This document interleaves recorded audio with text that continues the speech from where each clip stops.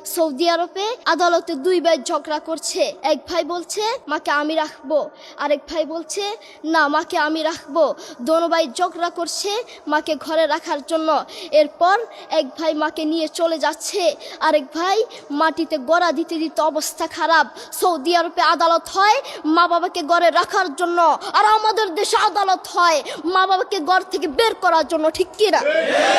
যুবক, তোমাকে বলছি, তোমার বন্ধু তোমার আপন নয়, তোমার বউ তোমার আপন নয়, তোমার শ্বশুর শাশুড়ি তোমার আপন নয়। এই পৃথিবীর বুকে আপন হলো তোমার মা এবং তোমার বাবা। ছেলে বিদেশ থেকে এসে শ্বশুর বাড়িতে গিয়েছে, তারা তাকে উল্টাপাল্টা বুঝিয়েছে।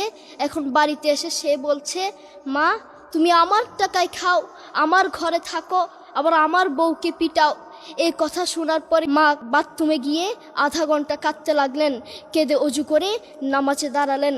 নামাজ পড়ে আল্লাহর কাছে বলতে লাগলেন, আল্লাহ তুমি আমার ছেলের উপর রাগ করিও না, ও ভুল করেছে, তুমি আমার ছেলের উপর রাগ করিও না, আমি আমার ছেলেকে বুঝাবো। এরপর মা গিয়ে ছেলেকে বুঝাচ্ছেন, বলছেন বাবা তুমি আমাকে বের করে দিবা, সমস্যা নেই, তুমি আমাকে বের করে দিও, কিন্তু আমার একটা স্বপ্ন আছে। ছেলে বললেন কি স্বপ্ন বলেন? মা বললেন তুমি বাজারে গিয়ে একটা পাকা আম নিয়ে আসবা, এসে তোমার বুকের উপর রাখবা, সকালে উঠে ওটা আমি খাবো। এরপর ছেলে বললেন আচ্ছা ঠিক আছে। ছেলে বাজারে গিয়ে একটা পাকা আম নিয়ে আসলো, এসে বুকের উপরে রাখলো।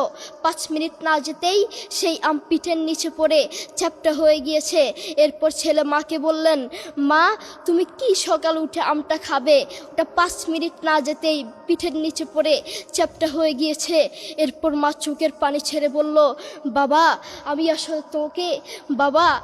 আসলে তোকে খাওয়ার জন্য বলি নাই, আমি আম খাওয়ার জন্য বলি নাই, আমি তোমাকে বুঝার জন্য বলেছি। তুমি আজ একটা রাত এই আমটা রাখতে পারো নাই, আমটা বুকের উপর রাখতে পারো নাই, আর আমি সেই তোমার দুঃখিনী মা যে 1 বছর 2 বছর নয় 3 বছর নয় পাক্কা 5টা বছর এভাবে তোমাকে রেখেছি। আমিও যদি তোমার মতো এভাবে ঘুমাতাম তুমিও তো আমার পিঠের নিচে পড়ে চ্যাপ্টা হয়ে যেতা।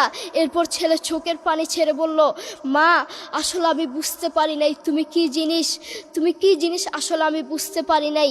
করোনা আসার পরে প্রমাণ করে দিয়েছে কে আপন। এক মেয়ে তার মাকে ফোন করে বলছে মা আমার স্বামীর করোনা হয়েছে। মা বললেন সাবধান, তার কাছে যাবি না, আমি সকালে সিএনজি পাঠিয়ে দিব, তুই টপ করে সিএনজিতে উঠে যাবি। এটার নাম দুনিয়া।